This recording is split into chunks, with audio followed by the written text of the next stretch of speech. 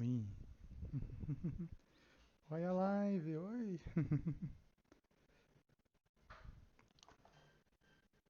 Tá certinho? Então, tá certinho, eu acho, o nome da live.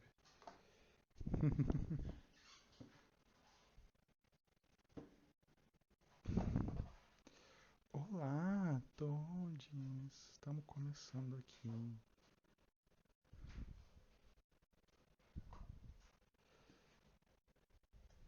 Oi. O meu mapinha aqui tá zoado, gente. Meu mapinha aqui tá pronto. Oi, Dan. Tá um pouco baixo, pera aí um momento.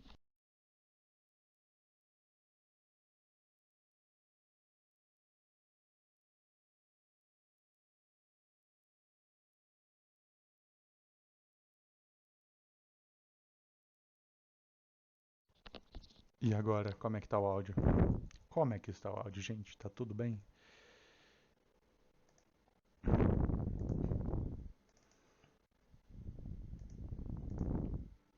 Ok. Excelente. Excelente, excelente. Maravilhoso. Como vocês todos estão, hein? Tá todo mundo bem?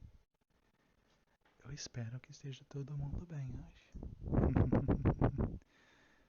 Espero que todos estejam tranquilos, com uma calma e uma e uma e um mundinho novo que se constrói. Amanhã tem aranha. Talvez tenha. Eu não sei.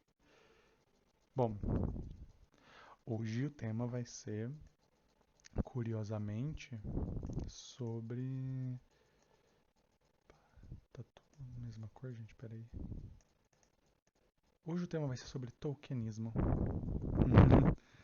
E sobre questões de, de representatividade. Oi, sempre zoeira. Bora? Estamos falando sobre tokenismo e representatividade. Bom, vamos começar. Vamos colocar. Vou tentar uma coisa nova. Vamos lá. Isso aqui vem pra cá. Bom, a gente está aqui hoje para falar sobre tokenismo, representatividade e análises textuais. Eu gostaria de dizer que isso vai ser uma análise mais calma, mais casual, mas vai ser menos. Vai ser também um pouco profunda. Eu vou falar sobre análise textual de mídia mesmo, sobre relações de mídia. E aqui eu tenho que definir algumas coisas para isso. E para eu definir algumas coisas eu precisaria de uma questão. Por exemplo, vamos começar pesquisando. Aqui, uma questão de token characters. Oi, bando fantasma, todo mundo aí chegou. Sejam todos bem-vindos. Oi, galera. Chegou o bando fantasma aí. Chegou todo mundo. Olá, bando. Todo mundo, todo mundo. Que bom que vocês estão aqui, tô feliz. Estamos, por exemplo. Nossa, meu negócio tá bugado pra caralho. Porra, fodeu.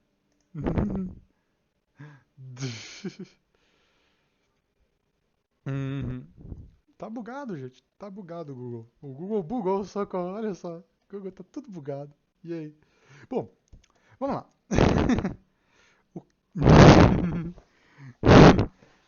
Hoje foi, hoje foi. Que bom que hoje foi. Mas deu tudo que bom que deu certo, que bom. O Google bugou, gente. O Google me odeia. Ó, tokenismo é a prática de fazer um esforço superficial ou simbólico para ser inclusivo. Ah, membros minorizados, especialmente ocultando um pequeno número de pessoas, grupos. Isso aqui tudo é verdade. Não, isso aqui é uma boa definição. O tokenismo é uma prática simbólica. O que é um token? O token é um símbolo, uma, uma representação, uma falsa análise e uma falsa força. O token, sendo um símbolo, ele se torna uma característica de, bom, apresentação corporativa. Por exemplo, aqui nós temos exemplos de personagens que são tokens. Você pode ver claramente que existem tokens em vários shows modernos. Por exemplo, você pode ver, por exemplo, nos Incríveis, o Mister Gelado é um token racial, enquanto, por exemplo, em South Park existe, eles fizeram até essa piada do token, do personagem que é literalmente um token. E para que nós analisemos essas questões, nós temos que organizar as relações de materialidade, de mídia. Então vamos para a mídia. A mídia tem algumas características funcionais. Primeiro, a mídia tem narrativa. A mídia tem metanarrativa e a mídia tem pós-narrativa. A narrativa é o que acontece no texto, literalmente. Se você for ver assim, a narrativa é literalmente o que acontece no texto. É literalmente a relação textual. O personagem X fez Y quando a gente faz alguma coisa. Isso é uma narrativa. É quando personagens e tem relações de roteiro e plot. Isso você tem essa relação. E aqui, a metanarrativa é como você analisa uma obra a partir dela mesma. Fora da obra. De fora da obra, você analisa uma obra a partir dela mesma. O que aquilo quer dizer? Como aquilo quer dizer? E pós-narrativa é o que a narrativa implica, as suas consequências e as suas fundamentações sociais. Como você pode representar um personagem de uma cultura ou gênero diferente? Você pesquisa. Só ouvir. Você pesquisa. Quanto a gênero, eu vou te tentar falar uma coisa bem simples. Você só faz um personagem de um gênero diferente. E você não fica pensando nisso. Por causa que, quanto a culturas, você precisa pesquisar para você não cair em orientalismo, para não cair em más representações, para não cair em falsas propagandas que não são impostas. Mas porque a cultura é complexa, uma cultura é uma narrativa de narrativas. Uma cultura tem muitas coisas, mas, por exemplo, se você quer representar alguém de um gênero, de uma sexualidade que não é a sua, represente ele como alguém que você representaria como um ser humano. E isso parece uma análise muito óbvia, muito simples, muito superficial, mas é por causa que essa é uma análise direta. Uma mulher lésbica tem as mesmas relações de problemas de relacionamento que qualquer outro relacionamento. É um relacionamento, é uma relação entre pessoas, entre seres humanos. É claro que eles vão ter as mesmas relações problemáticas ou não. Você pode ter um relacionamento saudável, você também pode não ter um relacionamento saudável. Você pode ter um relacionamento de várias formas em qualquer tipo de sexualidade, entre pessoas de diferentes gêneros. E se você tem uma pessoa de um gênero distinto, ela é uma pessoa ainda, ela ainda é um ser humano, ela ainda tem problemáticas, ela ainda tem situações além, que vão além do gênero, que vão além das capacidades superficiais de anotações de gênero, de sexualidade, que vão além dessas questões, vão muito além. Porque quando nós avaliamos isso, o gênero é uma identidade, e essa identidade afeta o mundo. Oi, Locke. E essa identidade afeta como a pessoa vê o mundo? Afeta, mas não é a única forma. Você pode ter pessoas diferentes de diferentes questões. em diferentes relações. Bom, vamos lá. Na narrativa, quando você está fazendo um personagem, você tem que pensar em coisas como quem eu sou e por que eu sou.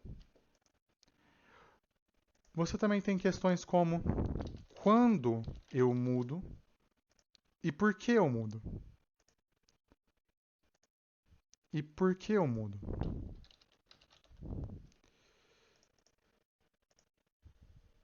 Ai, não, fecha isso aqui, para com. Skip complete. Nossa, coisa chata. E com essa, sei lá. Oi. Oi, uma Max. Tipo, e por que eu mudo? Personagem, quando ele está em uma narrativa, ele tem que passar por um arco. O personagem, quem ele é, por que ele é da forma que ele é, quando ele vai mudar e por que ele vai mudar. Dificilmente um personagem que passa por uma narrativa se começa da mesma forma e termina da mesma forma. E aí que entra o Tolkienismo, tá?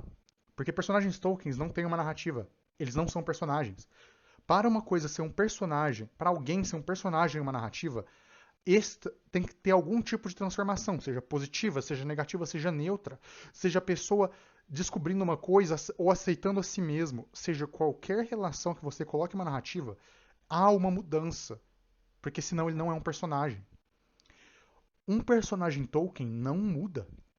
Ele tá lá só para demonstrar, só para apresentar, só para existir. Ele só é. Ele não está lá, um personagem Tolkien, não está lá para ter um arco. O personagem não é nada. Ele é uma coisa abstrata, ele é gay. Aquele personagem é uma mulher, aquele personagem é uma pessoa trans, aquele personagem é negro. Ele não é nada. Isso, essas características não são características humanas. Tipo, não são características humanas reais, elas são só um aspecto. Porque quando você está construindo um aspecto do personagem, você tem que construir mais, além, a quem. Existem. E eu não estou nem falando para falar de profundidade do personagem. Qualquer personagem, do mais simples ao mais complexo, do mais, do mais limpo ao mais profundo. Todos esses personagens passam por um arco. Do personagem mais clichê ao mais único, todos esses personagens têm um arco. E personagens Tolkien não têm um arco. E aí você tem o roteiro e plot. O que acontece? Por que acontece? E consequências. Você tem o roteiro e o plot, e aqui você tem essas características na narrativa, os personagens, roteiro, plot, narrativa. Quando você vem para cá, você tem o que acontece, por que acontece e consequências. E aqui é a relação diferente também do Tolkien. Um personagem tolkienístico, ele que é um Tolkien, que é apenas uma fichinha para apresentar, ele é, mas não é. Ele existe, mas não tem arco, e por causa disso, ele está sujeito ao plot e ao roteiro. Porque personagens são figuras ativas. Um personagem é uma figura ativa. Ela é uma figura real. Ela tem relação. Por mais que o mundo seja inexorável, inatingível ou fadado ao fracasso, o personagem é uma figura ativa no roteiro. O personagem vai atrás das coisas. Enquanto Tolkien, ele existe para as coisas. Ele é uma figura, ele é um objeto. E é esta a relação de objetificação. O Tolkien é um objeto. Ele é apenas um objeto de, de uso. E aqui a gente entra. Por que o Tolkien é um objeto? Porque ele não tem ação. Ele é uma figura narrativa. E ele funciona apenas como um exemplo. Alguns exemplos clássicos de tokens que a gente vai ter que entender, nesse caso, de personagem de tokenismo, é, por exemplo, kill your gays, mate os seus gays. É uma trope de personagens que existe um personagem gay numa narrativa, uma personagem lésbica, qualquer forma de representação LGBT, e esse personagem, o destino dele é fadado a morrer, é fadado ao fracasso. Ele vai morrer. Ele é gay, portanto ele morre. Isso acontece muito em narrativas, tá? Muito. Inclusive, recentemente teve uma série chamada O Príncipe Dragão. Nessa série, eles apresentam um casal gay e eles matam no mesmo episódio. Eles literalmente matam um casal gay no mesmo episódio que o episódio. Literalmente no mesmo episódio que elas foram apresentadas. Elas morrem, ambas. Sabe? Por exemplo, também tem uma outra relação de, por exemplo, personagens gays sendo mortos em vários tipos de narrativa. Em narrativas de drama, em narrativas. E isso nos leva a uma crença de que quando a narrativa existe sobre nós, sobre pessoas LGBT, tem o Henley em Game of Thrones, tem. Nós existimos só para morrer. Isso é tão prevalente, isso é muito prevalente, tá? Se você pesquisar aqui, Kill Your Gays, vamos lá. Nós temos uma relação de, por exemplo, Bury Your Gays, Kill Your Gays, Bury Your Gays, que é... Isso é para não ter que fazer alguma coisa com Tolkien? Waifuzinho, não é só isso. É uma relação de que você criou um Tolkien, só que por ele ser um personagem... É uma forma de queerbaiting. É uma forma de queerbaiting. Vamos ver aqui os Attack on Titan, Chainsaw Man. Olha só. Bury Your Gays. Vamos ver aqui uma lista. Anime e mangá. Attack on Titan, Chainsaw Man, Dear Brother, Legend of Blue Wolves, Sailor Moon. Em, por exemplo, TV. The 100, All of the Family, Al McBell, Arrow, que é uma série também. Another Period, The Assassination de Gianni Verens, As the World Turns, Babylon 5, Battlestar Galactica, Big Sky, The Bill, Blind Spot, Buffy the Vampire Slayer, Chariot, Chicago Fire, Coronation Street, Cold Case, tipo, Cursed, Dark Angel, Das Boot, Days of Our Lives, Degrassi, The Next Generation, Dirty, Doctor Who, tipo, todas essas séries, Downtown Abbey, Emmerdale, Foyle's War, A French Valley, Grey's Anatomy, The Good Doctor, Handmaid's Tale, The Handmaid's Tale, Hannah, Hemlock Grove, Hacks, Hill Street Blues, Intergalactic. Todas essas... E tem mais, ó. Continua. Todas essas séries seguem a trope de Bury Your Gays. Todas essas séries seguem. Literalmente todas essas séries seguem a trope de Bury Your Gays.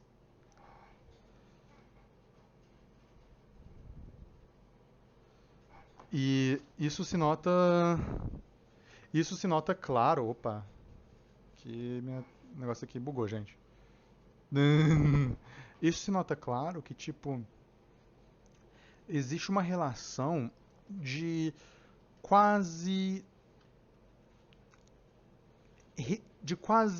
rejeição ao ser gay, a ser LGBT, a ser queer. Bom, eu fui na narrativa, mas vamos para a metanarrativa. Na metanarrativa a gente tem uma característica. A metanarrativa tem como a história diz sobre si mesma. E isso aqui é importante, tá?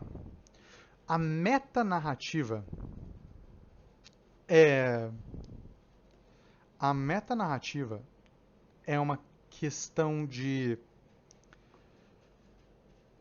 O que a história diz sobre si mesma? Você tem a narrativa, mas a narrativa diz uma coisa que geralmente tem uma metanarrativa distinta. Porque a narrativa é o que a história fala. E a metanarrativa é o que a história diz sobre si mesma em uma análise de fora. Por exemplo, eu vou dar um exemplo. Vamos supor que seu personagem seja o cara. Que você tente pintar o seu. Todo mundo fale que o seu personagem seja o cara mais legal do mundo, o seu personagem seja foda. Todo mundo na narrativa fala, o seu personagem é o herói é foda, mas ele só faz merda. Ele ataca pessoas, ele é um babaca em todas as situações e tudo isso. Vamos supor que isso aconteça. A metanarrativa daquele personagem diz uma coisa totalmente diferente sobre o personagem do que você quer dizer na narrativa. Como, por exemplo, vamos supor que você criou uma facção, e aquela facção é para ser uma facção foda. E você fala, não, todo mundo ama essa facção, mas aquela facção comete crimes de guerra. A metanarrativa daquela facção diz algo diferente. E no quesito de tokenismo, a metanarrativa do que você faz com as pessoas queer na sua narrativa diz uma coisa sobre a sua narrativa diferente. Como, por exemplo, vamos supor assim que você faça os seus personagens gays descobrirem que não são gays. Isso é uma metanarrativa homofóbica. Isso é uma metanarrativa de assimilacionismo.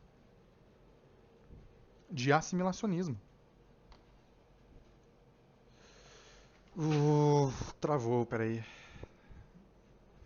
Sim, tá travando. Eu vou ter que... Peraí, Karma, gente, tá travando, eu odeio isso.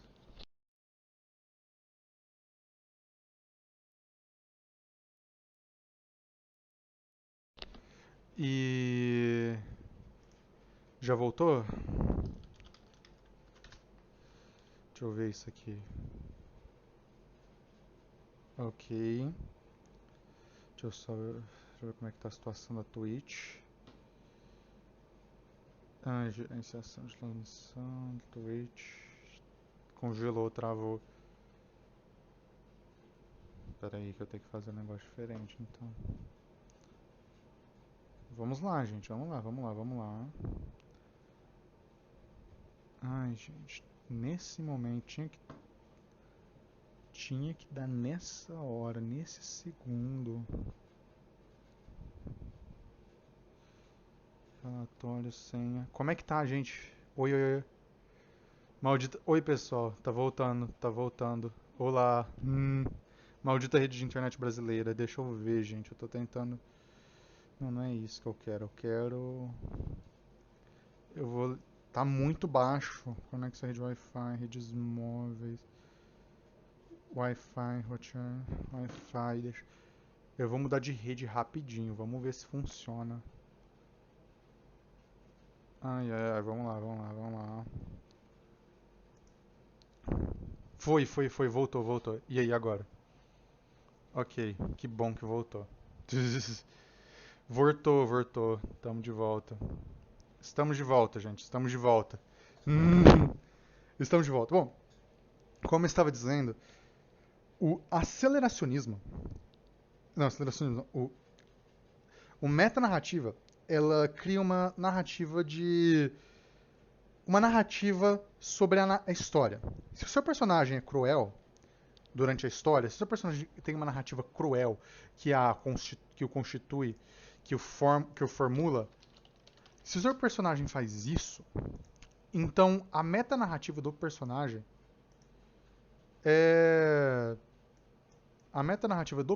se torna uma narrativa mais... a metanarrativa se torna diferente do que você colocou. E bom, como isso afeta o tokenismo? Ao construir um personagem tokenístico, a metanarrativa do token que você está criando, diz diferente do que você quer dizer. A metanarrativa de personagens tokenísticos é: este personagem não é importante. E sempre é assim. Se você colocar um personagem negro, um personagem gay, um personagem trans, que seja como um token, a metanarrativa daquele personagem diz que ele não é importante. Porque se aquele personagem não é um personagem, se aquele personagem não tem agência sobre o plot, sobre a narrativa, sobre nada, aquele personagem só está lá para existir como um objeto de interação, isto diz que aquele personagem não é importante na metanarrativa. E você pode falar, não, mas ele é a pessoa... E você pode falar na narrativa que não, aquela pessoa é a pessoa mais importante para a vida do protagonista. Não importa. Porque na metanarrativa determina a observação interna. E é claro, você tem a pós-narrativa. o que isso implica. E aí que o negócio fica curioso. A implicação da narrativa e da metanarrativa gera uma relação de o que quer dizer, o que isso quer dizer socialmente. A pós-narrativa é o que a sociedade percebe sobre você, sobre o seu texto. E o que isso quer dizer? Porque agora eu tenho que falar uma coisa. A arte é importante. E é uma coisa muito importante que eu vou falar agora, que é a arte é importante. A realidade é determinada em certo nível por como nós produzimos e fazemos arte, por como nós criamos, por como nós observamos e por como nós somos. A arte é importante, a arte é real. A arte é tão real quanto qualquer ideologia, quanto qualquer movimento político.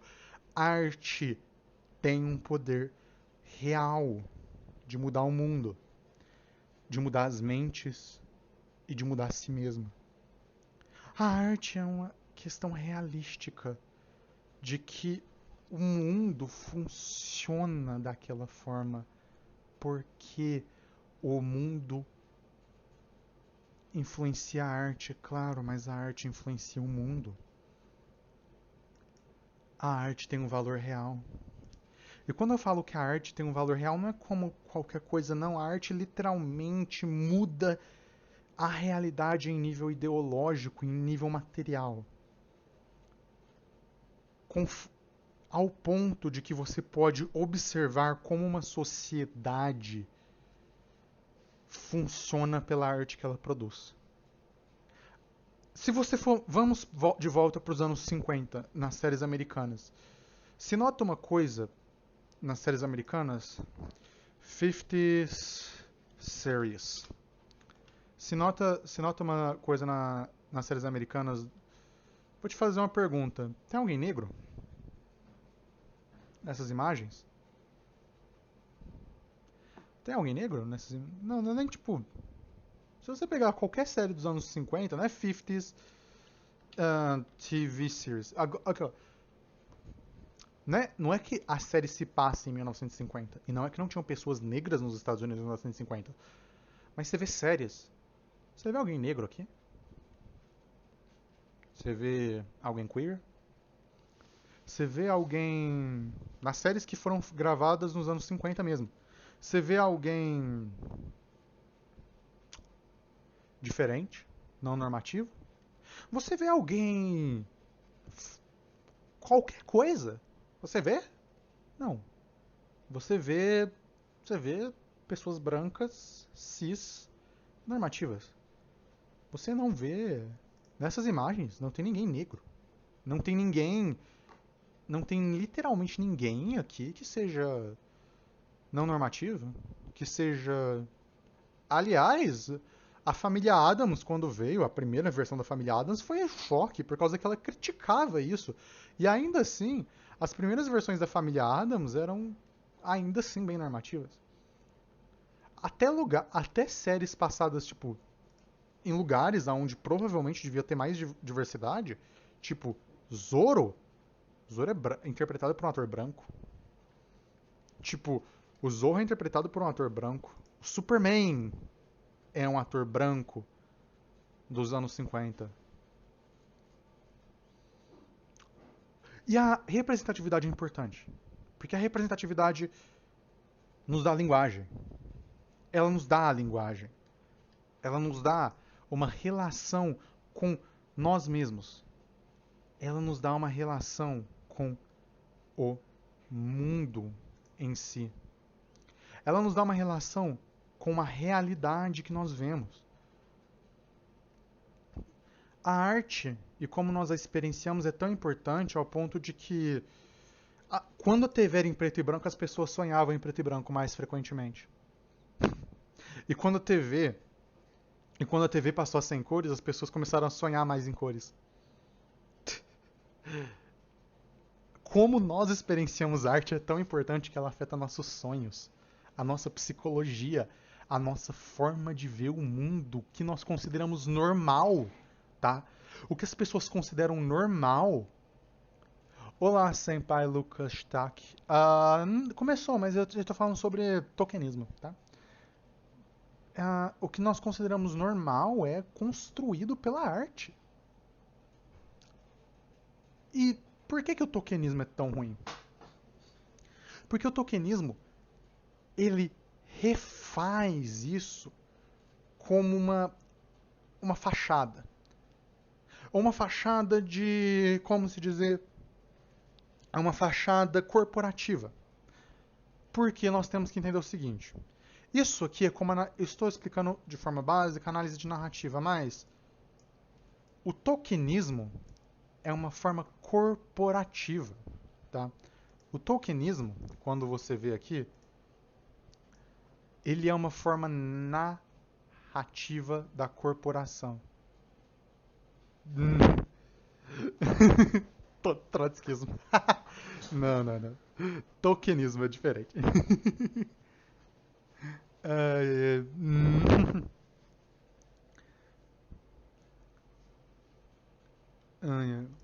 Automod tá zoado hoje. Tô nem vendo. Mas enfim, o tokenismo é uma forma de narrativa, tá? É uma forma de narrativa corporativista. E por que eu quero dizer com narrativa? O tokenismo em si é uma narrativa. Porque nós temos que voltar aqui.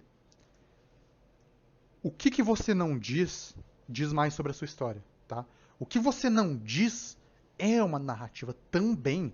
O que não está na narrativa também está na realidade. Também se manifesta. E aí a gente tem que pensar o seguinte: o tokenismo é uma forma de construção narrativa pós-narrativa de apagamento. Porque é o seguinte, se você reclama da representatividade que lhe é dada, a partir do momento que você reclama dessa representatividade, a pessoa pode só apontar e falar: não, mas aquela série de TV ali, ó, aquela série de TV tem gente negra, tem gente trans, tem gente gay, tem gente de todo jeito lá. Por que você está reclamando? Mas essas representações são feitas de forma ruim, são feitas de forma objetificada, de forma construída narrativamente de apagamento. Mas você fala, como é que alguma coisa pode ser apagamento se ela está na TV? E é o que eu vou falar. A presença de pessoas diversas na TV é importante em si mesma. Isso é verdade, isso é importante em si mesmo, mas não para aí. Se você for parar na presença de pessoas, você para em tudo. Que se foda tudo. Nada importa. Mas importa. A presença de pessoas é tão importante como a forma que você representa as pessoas. Uma mulher representada apenas como uma identidade mulher é uma representação frágil, uma representação fraca, uma representação objetificada. Uma pessoa gay representada apenas como gay é uma representação objetificada, onde a pessoa existe para representar um grupo para que o grupo calhe a boca. E existem boas representações, existem más representações, existem excelentes representações. Nós temos exemplos de excelentes representações, mas o tokenismo, ele se manifesta a partir de um momento de negação desta representatividade. É uma negação. Porque são os restos de comida. Tokenismo são os restos de comida. Toma aí pra você calar a boca. Isso é tokenismo. Toma aí, cala a boca aí, para, você tem que a gente já colocou. E ele é uma imagem de uma vitrine. O tokenismo é uma vitrine, tá? Por quê? Por que eu digo que o tokenismo é uma vitrine? Porque, vou colocar aqui uma coisa. Vitrine de loja, vamos ver. É uma coisa assim, curiosa, né? Vitrine de loja. Você tá vendo isso aqui? Bonito, né? Uma vitrine de loja bonita, né? Legal. Muito legal, olha só, vitrine bonita. Maravilhosa. Olha só, legal. Isso é tokenismo. Você vê, mas aquilo não está vivo. Aquilo que te vender algo. Aquilo que te vender algo e aquilo que é que você veja e não pense muito sobre o que está ali. É uma vitrine, o tokenismo. É uma vitrine corporativa. Você coloca várias coisas diferentes na vitrine, mas na realidade ninguém tem uma face. Ninguém tem uma face verdadeira, ninguém tem uma expressão. Esses personagens, eles são diferentes, eles têm roupas diferentes, mas eles não são humanos. Eles não estão vivos. Eles são manequins. Eles não são personagens, eles são manequins de uma vitrine corporativa. E por que corporativa? Porque quem constrói esta forma corporativa, quem constrói isso são. Quem constrói a forma corporativa são empresas. Isso aqui não é construído só por artistas, mas existem várias coisas em empresas, como por exemplo, vamos dizer, análise de risco. E a análise de risco é uma coisa, por exemplo, se eu colocar alguém muito abertamente gay, muito abertamente queer, muito abertamente o que for, esta pessoa vai questionar as próprias fundamentações da empresa que está produzindo isso. Porque, vamos para um filme muito famoso, hoje em dia, é um filme divertido, Barbie, vamos lá. É um filme muito famoso, muito divertido. Muito bom, inclusive. É legal o filme. Só que o filme Barbie, em si, representa a falha corporativa que ela critica. O filme em si critica uma falha corporativa que ele apresenta. Por isso, o filme nunca pode ir muito longe. O filme nunca pode ir longe demais. O filme nunca pode falar que a Mattel é apenas uma empresa de brinquedos que explora trabalho fora do núcleo imperial para produzir brinquedos baratos para crianças. Ele não pode falar isso. É um bom filme. Não estou negando isso, que é um bom filme. Mas o filme nunca pode ir longe demais. O filme nunca pode ir fora demais. E o filme vai bem longe, tá? Ele fala do patriarcado, ele fala de várias questões, mas ele nunca vai longe o suficiente. E uma característica curiosa da arte é que os artistas, dentro de empresas, puxam, curiosamente, lentamente, eles puxam cada vez mais representação, por cada vez mais. Representação queer não é de hoje. Pessoas queer que fazem arte não é de hoje. Pessoas queer que fazem arte, pessoas negras que fazem arte não apareceu ontem. Isso aparece desde sempre. As pessoas que fazem arte, as pessoas que consomem arte, elas não são geralmente as mesmas pessoas. Porque existe um filtro da corporação, do capitalismo, um filtro capitalista para tudo isso. E aqui a gente tem que falar uma coisa. O tokenismo é uma forma de apagamento e de vitrine. E como Malcolm X diria, o tokenismo é uma hipocrisia. Ele funciona como uma hipocrisia. O Malcolm X fala, em um dos seus pontos, que o tokenismo é uma hipocrisia construída pela narrativa capitalista.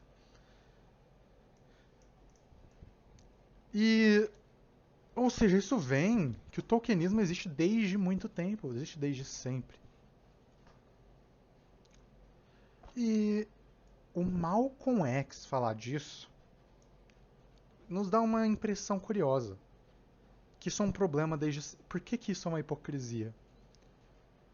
Porque é a aparência de uma realidade que não é praticada. Você vê para séries policiais, por exemplo, Brooklyn Nine-Nine, por exemplo mesmo, Brooklyn Nine-Nine. Você vê policiais, você vê a força policial completamente diversa, latinos, pessoas negras, mulheres e não sei, você vê toda a força policial de Brooklyn Nine-Nine é absurdamente diversa, mas isso não é a realidade. A força policial dos Estados Unidos é extremamente homogênea, extremamente fascística, e eles não são pessoas legais. Policiais negros nos Estados Unidos cometem os mesmos ritmos de atrocidades que policiais brancos. Por quê?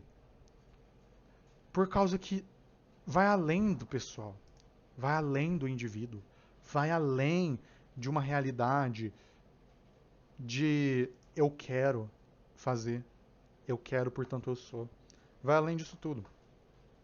Em Brooklyn Nine-Nine você vê assim, uma força policial diversa demais. Você vê latinas, você vê pessoas negras, você vê europeus, você vê pessoas brancas, você vê pessoas gays, você vê pessoas... E a representatividade em Brooklyn Nine-Nine é boa, curiosamente. Mas ela não demonstra uma realidade. Por ser uma série policial, ela tem uma pós-narrativa distinta. Que a polícia é diversa, que a polícia está ali para te ajudar, e que a polícia é uma... tem... A polícia é falha, mas é uma necessidade. E essa é a pós-narrativa de Brooklyn Nine-Nine. De que as coisas funcionam de uma forma que elas não funcionam. Por mais que a representatividade em si seja boa, e a representatividade de Brooklyn Nine-Nine é boa, tá? Ela é boa. Ela é uma construção decente. Você não vê nenhum desses personagens é um Tolkien, exatamente.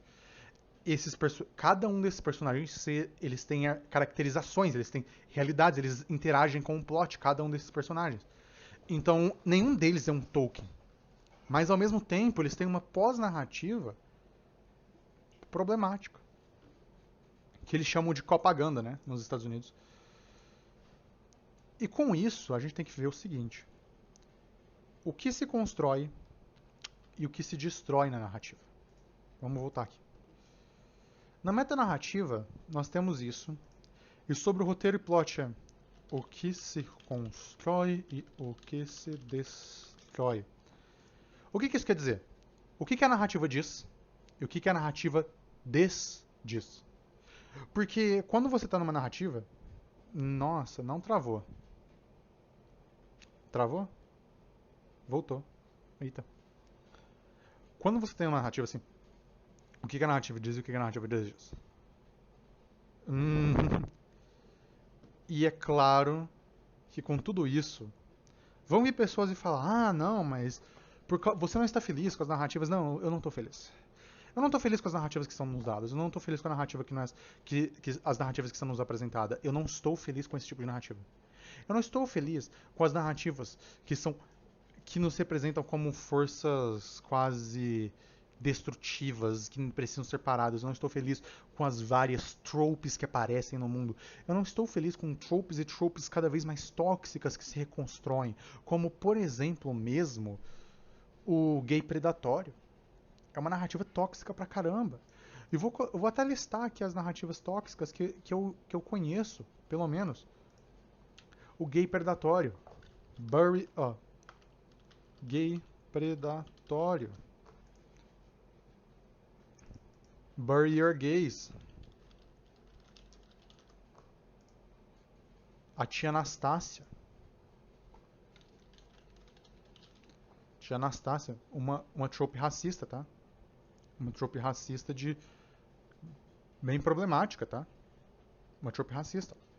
Por exemplo, a gente também tem várias coisas como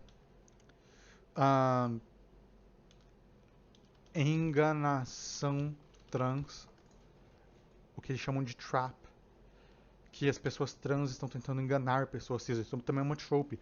A gente tem também, por exemplo, relacionamentos tóxicos, que são relacionamentos tóxicos que são vendidos como relacionamentos saudáveis, relacionamentos que são extremamente abusivos em tela. na narrativa são vendidos como relacionamentos saudáveis, mas são extremamente tóxicos e abusivos. E eu vou dar um exemplo disso, inclusive que fez muito sucesso. A Feiticeira Escarlate, ela literalmente escravizou uma cidade inteira, aquela filha da puta, e é vendido. Nossa, ela estava triste. Desculpa, mas vai se fuder. Vai se fuder, Marvel. Eu sei que todo mundo manda a Marvel se fuder, mas vai se fuder, Marvel. Puta que pariu. Caralho, que merda é essa? Por exemplo, vai se fuder, Marvel. Puta que pariu. Por exemplo, a mulher me escraviza uma cidade inteira e ela é vendida como uma forma de vítima. Não, ela não é vítima de porra nenhuma, não. Ela é só escrota mesmo.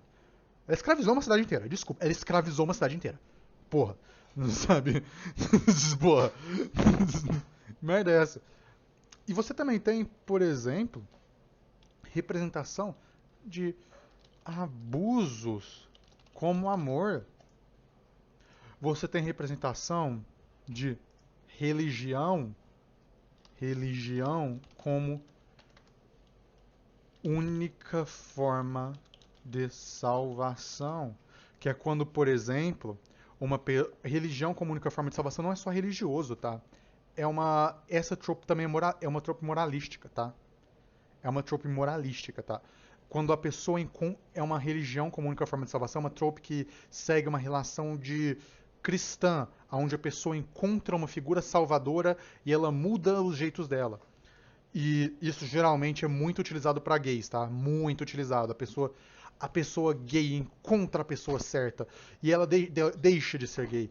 Ou, por exemplo, a pessoa a pessoa a pessoa conversa com a pessoa certa, com geralmente pessoas que são figuras proto-religiosas e se constrói como figuras proto-religiosas e elas se formam como nós somos formas. Ela vai mudar a vida dela. E você também. Isso que afeta muito a comunidade LGBT. Nós também temos relações ah, nega, negativas de sexo, tá? A gente tem também isso, tá? Relações negativas. Relações negativas de sexo, o que eu quero dizer? Que apresenta o sexo como inerentemente predatório. Ou também que apresenta uma sexualização. Uma grande sexualização, tá? Sexualização de personagens LGBT. Isso também acontece. Não tô conseguindo aumentar. Não tô conseguindo. Vou colocar outro aqui. Nossa, por que isso aqui tá. Ai, gente, tô doido. Ó. Sexualização de personagens LGBT. Isso que acontece muito. Por exemplo, a sexualização fútil de personagens LGBT. Na qual ser gay é colocado como ser trans, ser LGBT em qualquer sentido, é colocado como fundamentalmente sexual. E aqui nós também temos outras tropes, por exemplo, que se constroem como uma metanarrativa também, que é uma fundamentalismo analítico LGBT. O que é o fundamentalismo analítico LGBT? É quando a pessoa constrói uma narrativa para superficialmente LGBT, mas ela elimina toda a profundidade das identidades. Como, por exemplo, existe aquela série, por exemplo, que inclusive é bem Heartstoppers. Tipo, ela é bem, inclusive, eu acho que é Heartstoppers. Ela é uma série bem fluff, ela é uma história fluff, mas ela elimina as identidades LGBT, tá? É Heartstoppers mesmo. Em Heartstoppers, sim, ela é uma narrativa LGBT? É. Realmente é uma narrativa LGBT? É fluff. É fluff, isso é tudo verdade. Mas nessa narrativa, ela elimina a profundidade das relações LGBT. Ela sanitariza, ela cria ela elimina a cultura. E eu tô falando da cultura. Eu não estou falando de fazer uma série onde os LGBT sofrem, porque isso também é uma trope negativa, tá? Que é sempre representada. O sofrimento LGBT como necessidade. Quando o sofrimento como necessidade. Necessidade. E com isso, isso aqui não é isso que eu estou falando. Eu estou falando que esta série, você pode gostar da série, mas é um fato que esta série na Netflix, ela elimina essas características em prol de uma imagem sanitizada das identidades LGBT, do que significa ser LGBT, do que significa se apresentar como e da cultura. Porque nós temos que entender o seguinte: existem culturas LGBT também. Existem culturas realistas também que você pode representar. Se você só quiser fazer um fluff, tudo bem, mas se você sanitizar isso como uma eliminação, se você sanitizar isso ao máximo, se torna uma relação quase fantasiosa. E tudo bem ter fantasias, mas o problema disso, dessa relação fantasiosa, é fantasiosa na metanarrativa, não na narrativa. A narrativa pode ser fantasiosa. A pós-narrativa não pode. Porque a pós-narrativa apresentada aqui é de uma relação quase impossível. É uma relação impossível. Porque as pessoas... E tudo bem. Muitas pessoas querem fluff. Muitas pessoas querem fluff. Mas... cadê a cultura LGBT? Cadê as questões mais profundas? Cadê como essas pessoas se apresentam? Porque, querendo ou não, nós somos produtos da arte. E eu quero que exista fluff. Eu real quero que exista fluff. Eu real quero que exista uma realidade onde esse mundo não se... onde esse mundo as pessoas possam ser, mas eu não quero que seja normativa. A realidade que eu quero não é normativa. Não é cisnormativa. Não é. Não é heteronormativa. Não são assimilacionistas. E esse é o problema da arte tokenística. Ela é assimilacionista. Ela assimila o mundo dentro da narrativa corporativa. Isso eu não gosto. Isso não me desce. Porque eles são fofos, mas eles são... é uma narrativa assimilacionista. E você pode gostar da série, você pode adorar a série. Eu não estou julgando você por gostar ou não. Mas é uma narrativa assimilacionista. E isso é uma questão que nós temos que saber reconhecer. E nas séries que a gente adora. E eu adoro séries extremamente problemáticas também, mas nós temos que saber analisar a arte pelo que ela é, não pelo que a gente quer que ela seja.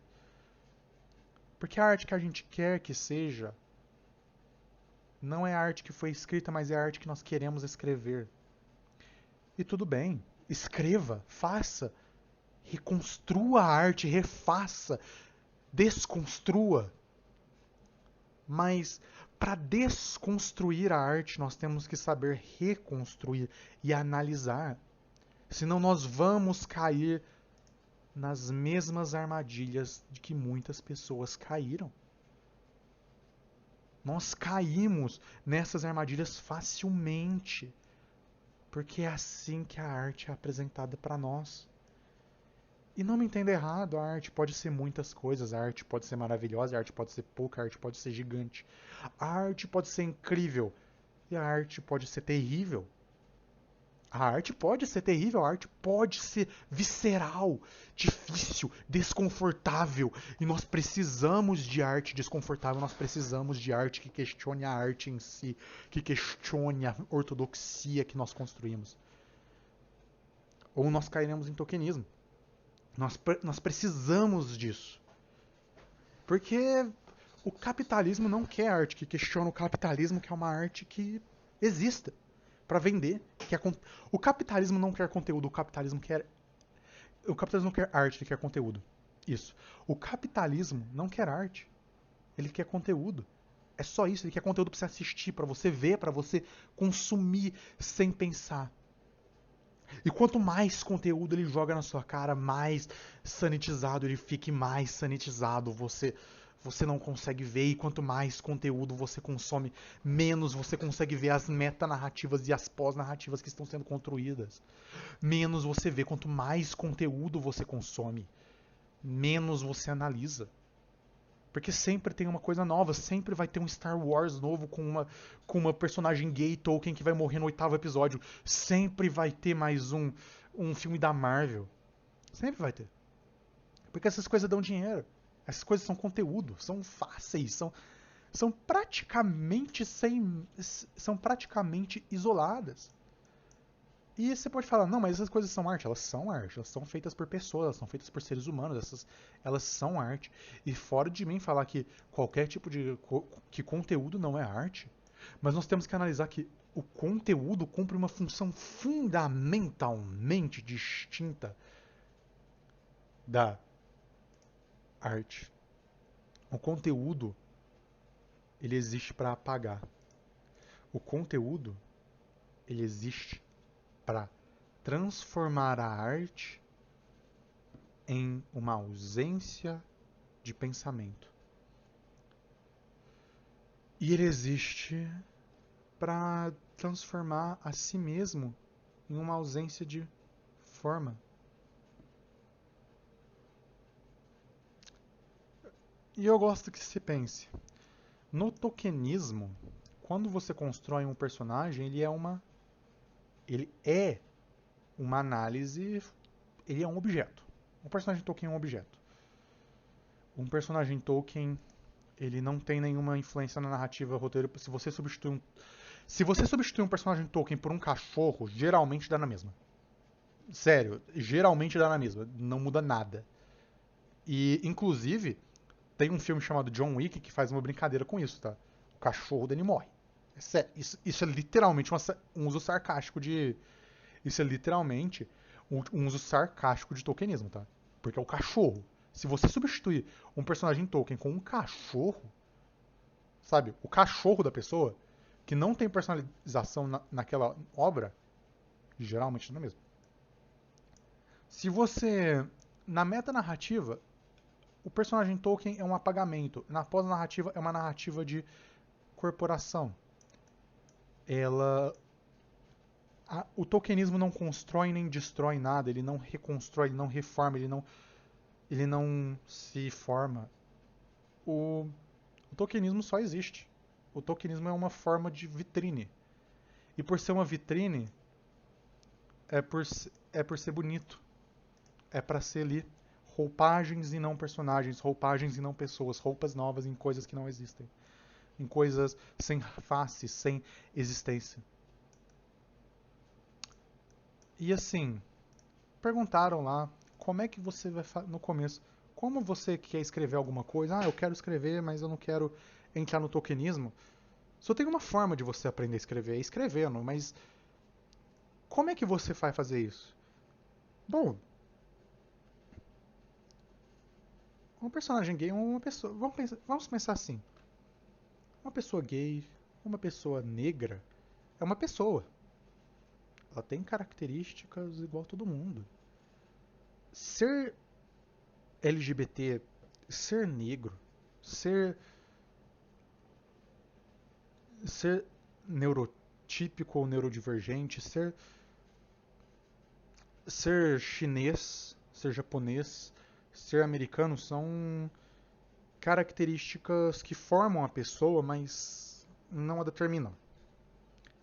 Você vai ter pessoas no Japão que são legais, que são. Você vai ter pessoas horríveis. Isso vale para qualquer lugar do mundo. Porque pessoas ainda são pessoas. E nós não podemos cair na ideia de que existe uma realidade mágica onde as pessoas que têm uma identidade similar à nossa vão ser maravilhosas. Existem pessoas gays que são pessoas terríveis. E se você quiser apresentar isso, tudo bem. Mas a gente tem que evitar cair nas tropes que já são nós. O gay predatório, por exemplo. Existem o gay predatório, por exemplo. A tia Anastácia. A enganação trans. São tropes que existem e elas são danosas. Elas criam narrativas falsas, elas criam uma realidade mágica de pensamento onde a nossa própria percepção da realidade muda. Alguém tem alguma pergunta para fazer?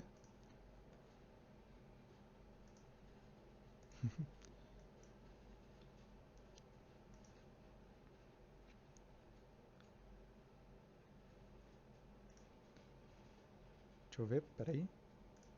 Tô abrindo aqui. Alguém tem alguma pergunta? Alguma coisa a se falar? Algo a adicionar? Algo a criticar, por favor.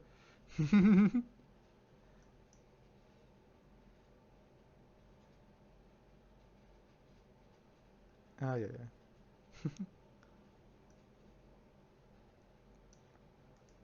E a gente também não deve cair no moralismo, tá? A gente pode representar. A gente pode representar tudo isso. Tropes são tropes, elas existem por um motivo. Algumas são apenas. A gente pode só jogar pra fora. Abuso como amor. Mas outras existem. Tia Anastácia, por exemplo, a gente só jogar pra fora. Mas algumas tropes existem porque elas são realidades. O que você daria de dica pra aprofundar na característica do que faz a pessoa diferente? Bom, isso é sobre personagens, tá? E tipo, personalidades são difíceis de fazer. Mas uma coisa que você nunca vai ver a... Não, sim. Uma coisa que você nunca vai ver sobre isso é dar uma ideologia pro personagem.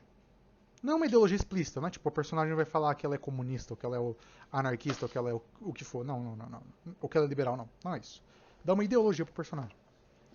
E eu falo isso como uma ideologia de fundamentação.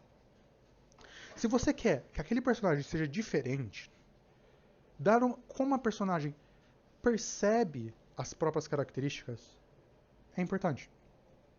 Mas mais importante que isso, como o seu personagem interage com a ideologia e como ele interage com si mesmo e como o seu personagem interage com a arte. Isso é importante. Arte, como o seu personagem... Uma coisa que pouca gente coloca é como os personagens interagem com a arte dentro da arte.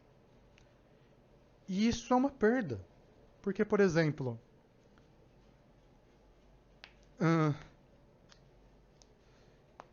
E sobre Tolkien como forma de irritar o Twitter. Muita gente fala que é por estratégia de mercado através do ódio. Ah, sim. Isso existe. Existe uma coisa chamada rage bait.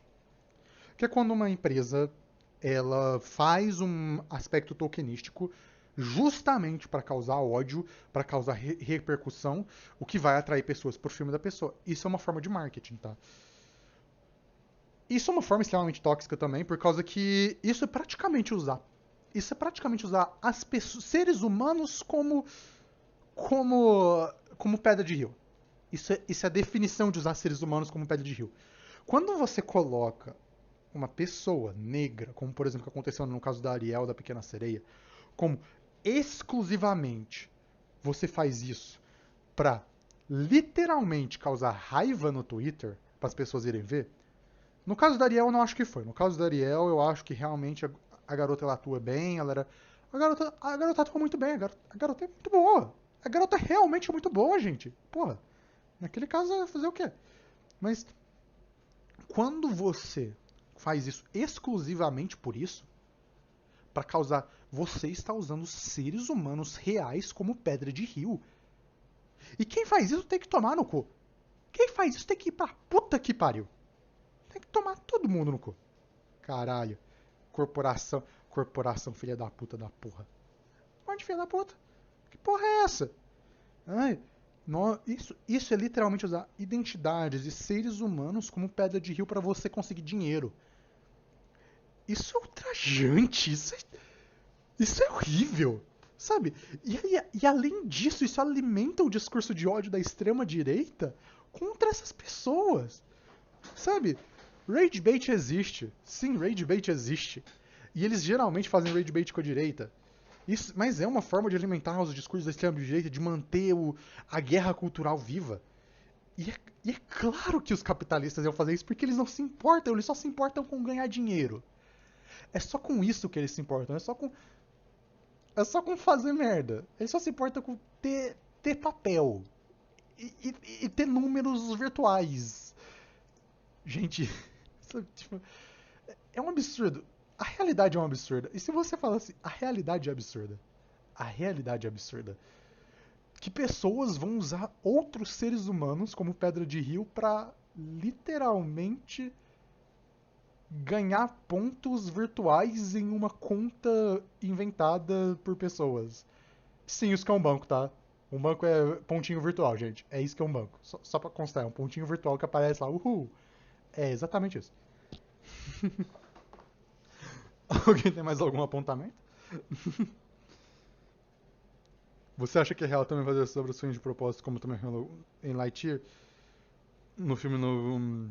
Não, não é real. Ninguém faz uma obra ruim de propósito. Não, agora tá. Com o pouco conhecimento que eu tenho da indústria, e não é muito, tá? Mas ninguém vai fazer uma obra ruim de propósito, exceto, tipo, filme B ou filme C, que você tá literalmente fazendo um. Que você tá literalmente fazendo uma sacanagem. Tipo, você tá literalmente fazendo uma coisa assim. Ninguém vai fazer um filme ruim de propósito, a não ser que esse seja literalmente propósito.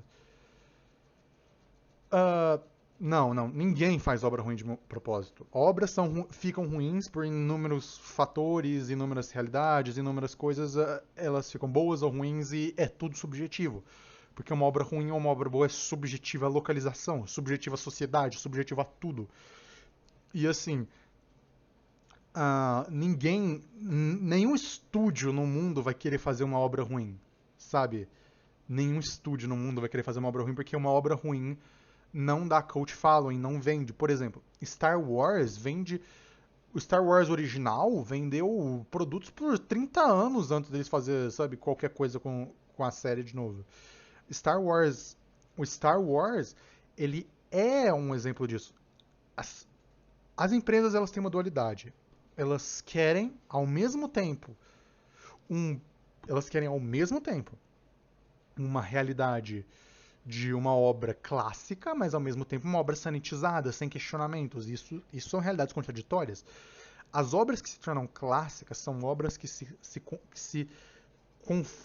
conformam com a realidade, com. Não, elas são obras que questionam, que apontam, que enumeram e que inovam, mas para inovar você tem que questionar, e para questionar você tem que aplicar uma ordem diferente. Então, não, nenhuma empresa vai fazer uma obra ruim de propósito. A não ser que esse seja o objetivo. Tipo aqueles mockumentary, aquelas filme C da galera. Aí sim, mas aí o objetivo é fazer um filme ruim, tá?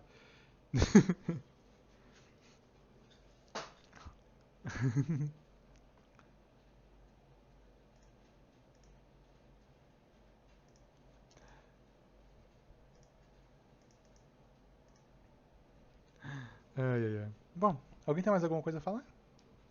Mais alguma coisita? Mais um rolê? Mais um alô?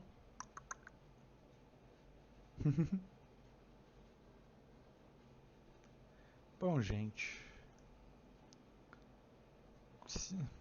Tem não. Ok. Bom, gente. Com isso, e é por essas e outras que o tokenismo é horrível e que a gente devia acabar com essa porra. A gente devia...